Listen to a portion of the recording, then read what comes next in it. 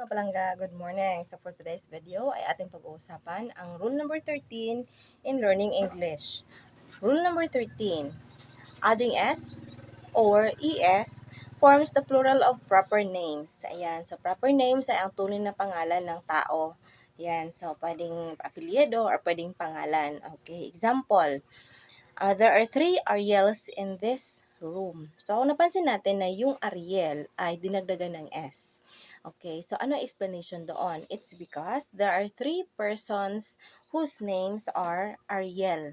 Ayan, so sa loob ng room, tatlo ang nagngangalan ng Ariel. Okay. Next, example number 2.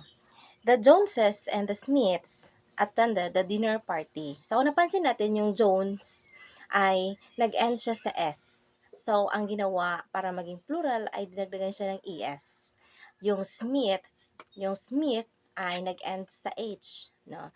So, ang ginawa, dinagdagan lang siya ng S para ma-form ang plural. So, ganyan po mga palangga. Tandaan na kapag ang pangalan ng tao or ang apelyido ng tao ay nag-end sa consonant na hindi naman siya S, ay S lang ang idadagdag natin to form it into plural.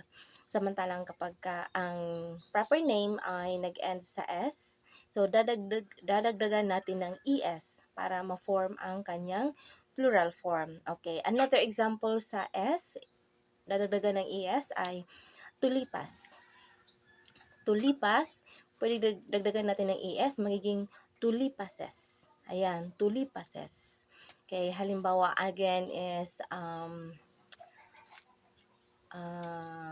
bulan. Okay, bulan, dagdagan natin ng S kasi 'di ba ang end ng bulan is N. So hindi naman siya S. So S lang ay dagdag natin, hindi na siya ES. Ayun lamang mga palangga, maraming salamat at sana po ay may natutunan kayo. Thank you.